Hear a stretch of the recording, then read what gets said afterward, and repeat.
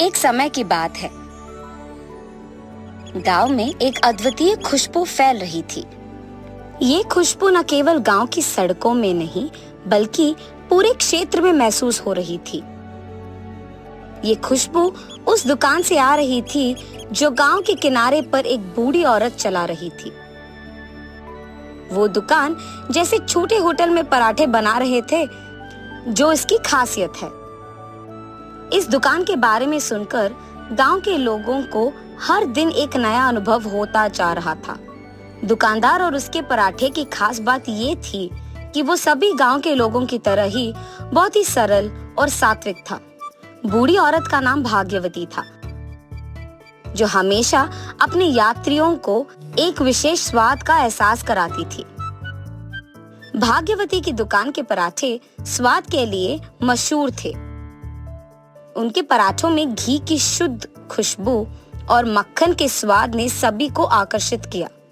वह उतना ही पराठा खाता था जितना उसके बर्तन में उपलब्ध होते थे। भाग्यवती का समय सुबह ही शुरू हो जाता था। वह बच्चों के लिए स्कूल के बाद अपने मुसाफिरों के लिए पराठे बनाती थी। एक दिन एक गरीब परिवार गांव में आया। वो अपने छोटे बच्चों के साथ थे और उनके पास खाने का कुछ भी नहीं था। उन्होंने भाग्यवती के पास आकर कुछ खाने के लिए पूछा।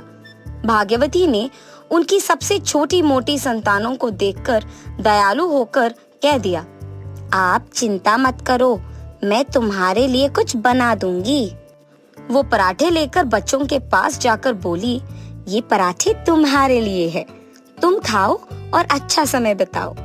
गरीब परिवार वही खाकर भाग्यवती के पास गया और उसे धन्यवाद कहते हुए ऐसे कहा, आपने हमारी विपदा में सहायता की है, हम आपके दयालुता के लिए आभारी हैं। भाग्यवती ने मुस्कुराते हुए कहा, मैं तो बस वही कर रही हूँ जो एक अच्छे इंसान को करना चाहिए। इस समय गरीब परिवार के लोगों ने कुछ भी अनोखा नहीं दिया, लेकिन भाग्यवती के अप्रतिम दयालुता और अच्छाई के कारण उन्होंने अपनी प्रेम भरी दुकान को कई गुना अद्वितीय बना दिया। गांव वाले दिन रात भाग्यवती के दुकान पर आते और उसके पराठों का स्वाद लेते, लेकिन उनके मन में एक अनोखी पहचान और साथ का भाव था।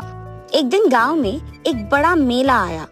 मेले में लाखों लोग आए और तरह तरह की खास चीजें खरीदने लगे। सद्गुरु के साथ एक विशेष रुचि की खोज के लिए इस मेले का आयोजन किया गया था। भाग्यवती ने इस अवसर का सही इस्तेमाल किया और अपने सबसे स्वादिष्ट पराठों को तैयार किया। उन्होंने उन पराठों को सबसे अद्वितीय तरीके से पेश किया, जो कि उनके खास मसालों और तरीकों से पकाने के तरीकों का परिणाम था। मेले में भाग्यवती के पराठों का स्वाद काफी लोकप्रिय हुआ। लोग उसकी दुकान के आसपास जमा हो गए और उसके स्वाद का आनंद लिया सबने। मेले के अंत में जब विजेता घोषित किए गए तो भाग्यवती के पराठों को सर्वश्रेष्ठ स्वाद चुना गया। उन्होंने पहले और दूसरे प्राइज जीते और उनके दुकान का प्रसिद्धीकरण गांव से लेकर पूरे क्षेत्र तक फैल गया। ये कहानी हमें ये सिखाती है कि सहयोग, सदयता और साझेदारी कैसे गांव और भी मजबूत और खुशहाल बना सकती है। भाग्यवती ने दिखाया कि आपके पास कुछ भी हो, आप उसका उपयोग दूसरों की मदद करने के लिए कर सकते हैं और इससे आपका और आपके परिवार का साथीता और मान सम्मान भी मजबूत हो सकती है। एक बार मंजुलपुर नामक गांव में दो भाई सुनील और सुधीर रहते थे। बड़ा भाई होशियार मगर घमंडी था और छोटा भाई सुधीर बहुत दयालु था और लोगों से बहुत नरम दिल से पेश आता था। रोज सुबह सुबह सुनील अपने काम पर निकल जाता, 4 बोरी नारियल खरीदता और गांव के बाजार में बेच आता।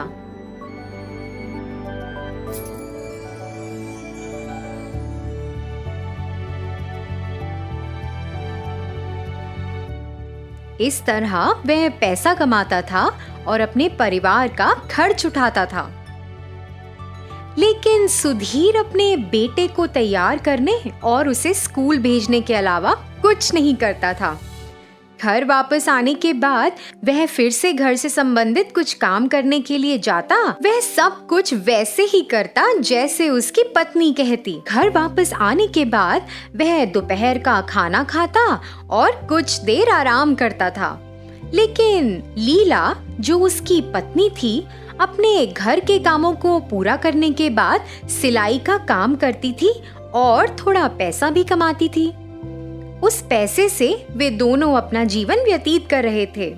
इस तरह से सुनील एक नारियल बेचने का व्यवसाय चला रहा था और सुधीर कुछ नहीं कर रहा था। एक दिन सुनील अपने भाई के पास आया और बोला, अरे भाई, आप शादीशुदा हैं, आपके बच्चे भी हैं, कोई काम किए बिना घर बैठने से काम नहीं चलता। ओह हाँ, अब आप तो कुछ जानते ही नहीं, तो क्या करेंगे? आपको पता ही नहीं कि काम कैसे करना है।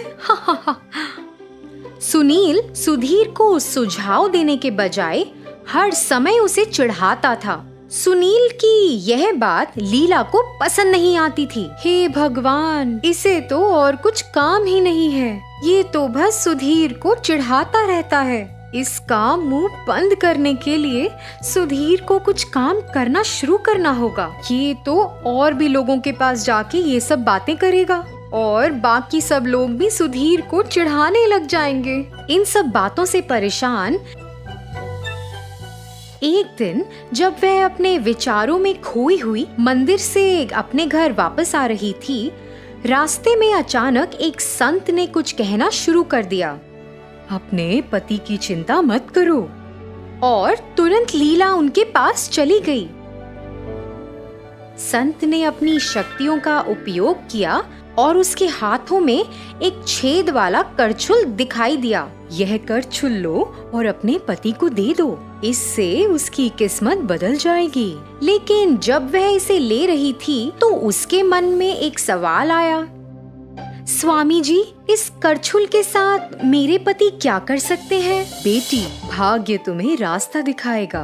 बस इतना कहकर संत लीला को घर भेज देते हैं।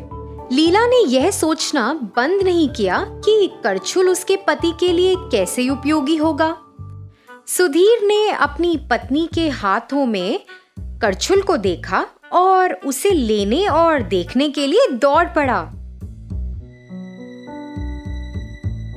लीला, तुमने क्या खरीदा है? एक करछुल? वाह वाह, बहुत अच्छी बात है। यह करछुल कोई साधारण नहीं है, यह बहुत शक्तिशाली है। यह हमारे भाग्य को बदल सकता है। इसके अलावा यह करछुल तभी काम आएगा जब इसका उपयोग आप खुद करेंगे। तभी ये हमारे जीवन को आगे बढ़ने के लिए मदद करेगा। हमारे गांव के संत ने यह बात स्वयं मुझे बताई है। अच्छा, तो इसका मतलब है कि करछुल एक जादुई चीज है। उन्होंने मुझे ये तो नहीं बताया कि वह जादुई है या नहीं, लेकिन ये कैसे उपयोगी बनेगा यह हमारे पर निर्भर है। ठीक है, चलो एक काम करते हैं। चलो इस करछुल को किसी तरीके से आजमाते हैं ताकि पता चल सके। हाँ, ये ठीक है, अच्छा विचार है, चलो करते हैं। तो इस तरह से सुधीर करछुल को पकड़ता है। लीला विभिन्न प्रकार के भोजन तैयार करने के लिए हर चीज को कम से कम मात्रा में तैयार रखती थी, जिसे करछुल के साथ परोसा जा सके। सबसे पहले उसने समोसे को तलने के लिए गरम तेल में डाला। सुधीर ने समोसे को तलने के लिए करछुल का इस्तेमाल किया और उसे तेल से बाहर निकाला, लेकिन कुछ भी नहीं हुआ। उन्होंने मिर्च उठाई और तेल में डालकर उसे तलने दिया। इस बार भी सब कुछ वैसा ही था, हमेशा की तरह। तीसरी बार जब वह जलेबी बना रहे थे और तलने के लिए उन्होंने करछुल का इस्तेमाल किया। हालांकि शुरू में तो बस 4 ही जलेबी थी, लेकिन अचानक सैकड़ों जलेबियां तेल से बाहर निकलना शुरू हो गईं। सुधीर और लीला दोनों इसे देखकर आश्चर्यचकित हो गए और उन्हें तब उस करछुल की शक्ति का एहसास हुआ।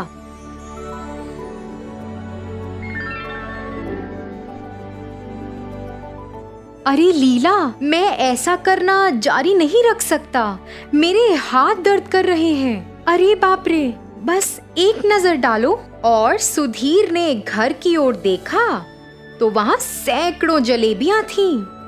सुधीर तो उन सबको देखकर हैरान ही रह गया। अरे लीला, हम इसे कैसे खा सकते हैं? हे भगवान, आप ऐसा सोच भी कैसे सकते हैं कि इन सभी जलेबियों को हम खा सकते हैं? मुझे लगता है हमें एक काम करना चाहिए। हम इन सब जलेबियों को गांव में जाकर बेच सकते हैं। अगर हम इन्हें बेचेंगे तो हमें कुछ पैसा भी मिलेगा। उस पैसे से हम अपने जीवन को बेहतर बना सकते हैं। अब समझ आ रहा है कि संत ने मुझे क्या कहा था। ठीक है, लेकिन अगर हम इस जलेबी को गांव में बेचना चाहते हैं तो इसका स्वाद बहुत अच्छा होना चाहिए, तभी गांव के लोग इसे खरीदेंगे। जैसा कि सुधीर ने कहा, उन्होंने जलेबी का स्वाद चखा।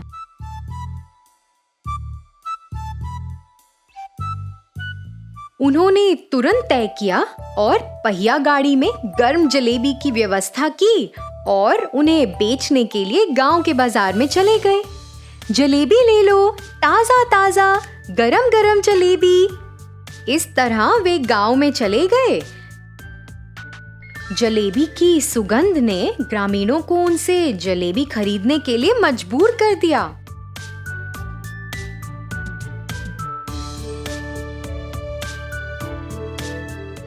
उस समय सुनील अपने रास्ते पर लोगों के एक समूह को देखकर सोचने लगा, अरे यह सब क्या हो रहा है? इतने लोग यहाँ इकट्ठा क्यों हैं? मुझे लगता है कि कुछ तो हो रहा है। वाह वाह, यही सही जगह है मेरे नारियल को बेचने के लिए। उसने ऐसा सोचा और वहां चला गया। जैसे जैसे वह करीब गया, उसने खुशी खुशी जलेबी बेचते हुए सुधीर और लीला को वहां देखा।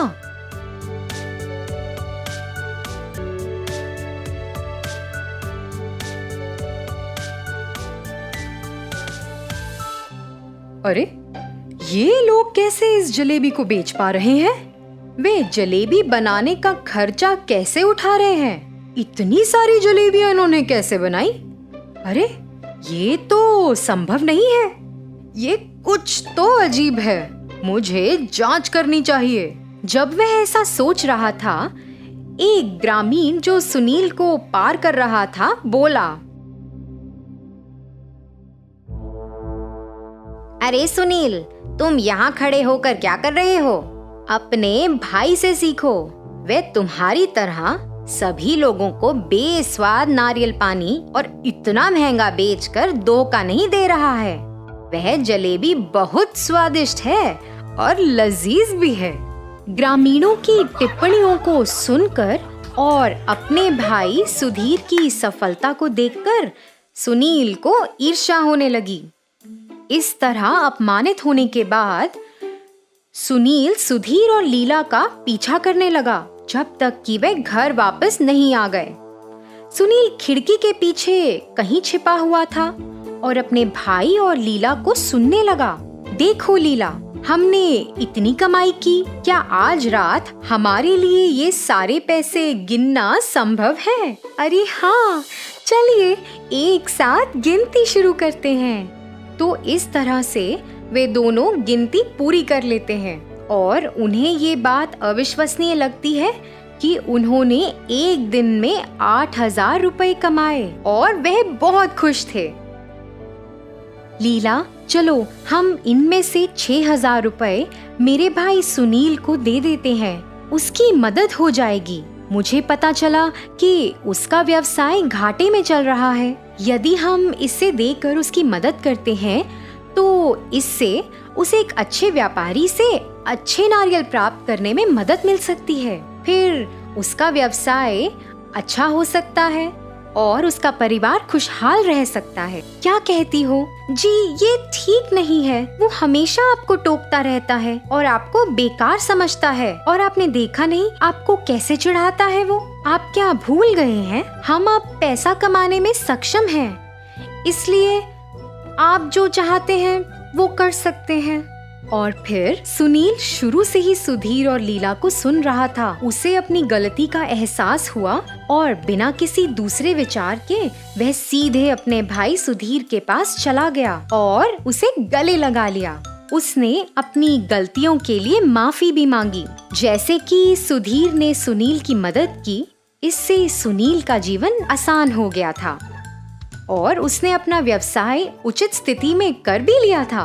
यहाँ तक कि सुधीर और लीला ने जलेबी बनाना जारी रखा और उन्हें रोजाना गांव में बेचा और पर्याप्त पैसा कमाया। इसी तरह उनका जीवन बहुत सरल हो गया था। इस कहानी से हमें क्या सीख मिलती है? एक बुद्धिमान व्यक्ति को अपनी प्रतिभा का दुरुपयोग किसी दूसरे को पीड़ित करने के लिए नहीं करना चाहिए।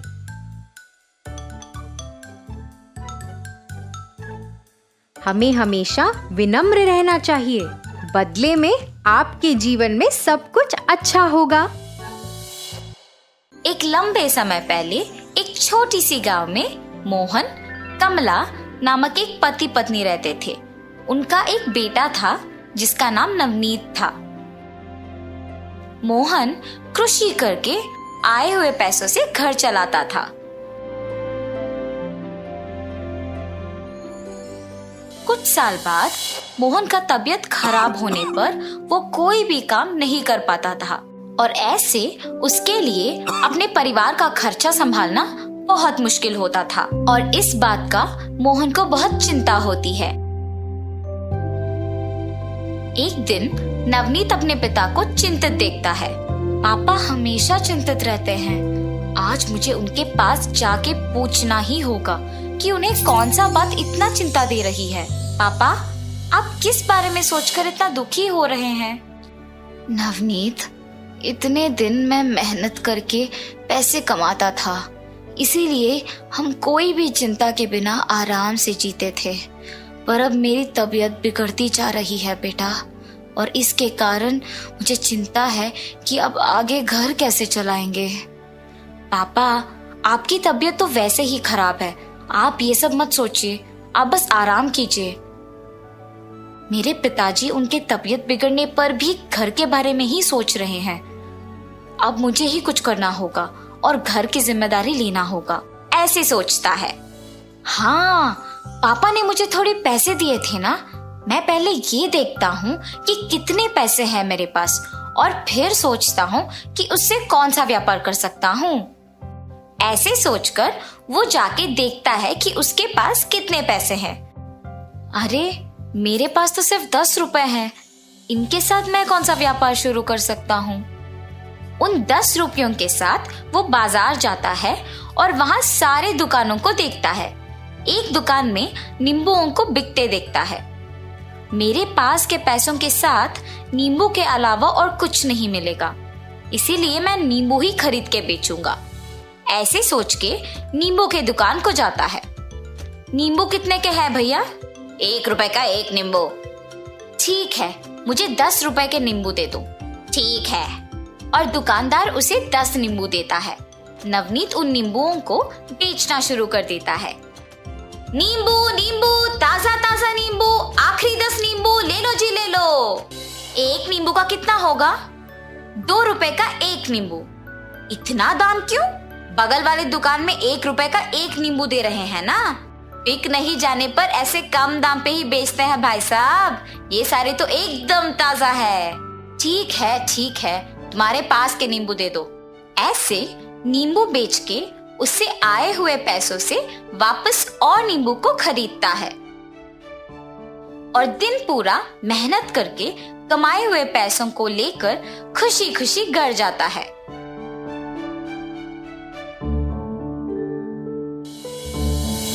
पापा, आप अब से घर की जिम्मेदारी का चिंता ना लें, और उन्हें सब कुछ कहता है।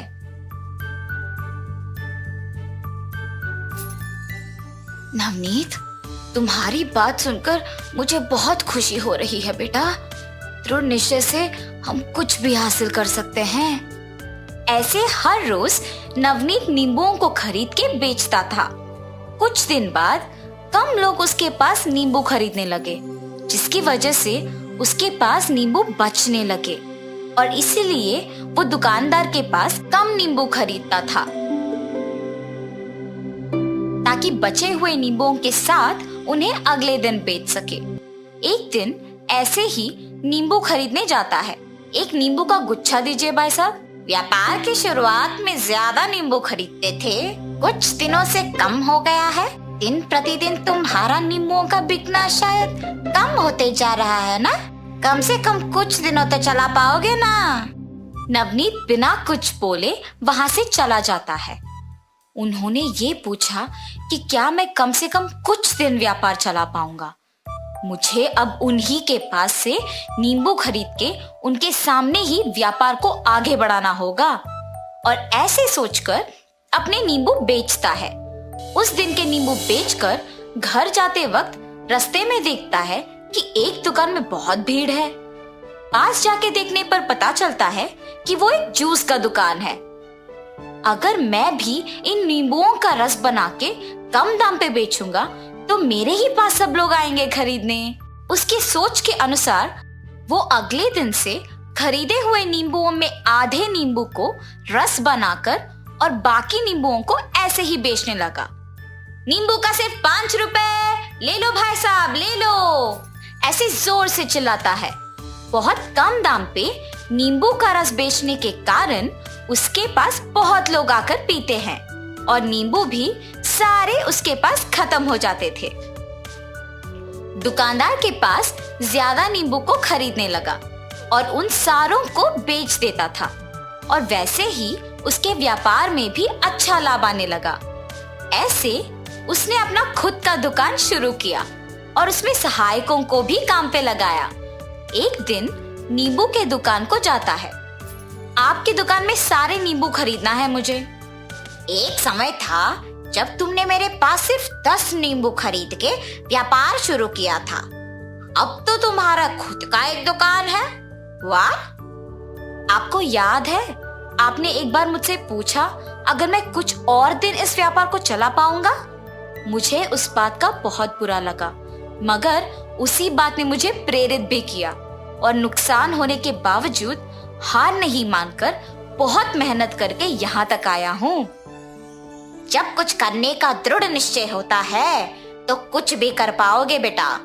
बहुत लोग तुमसे कहेंगे कि नहीं हो पाएगा, पर उन बातों का बुरा ना मानकर उनको दिखाने की कोशिश करेंगे तो सफलता जरूर मिलेगी।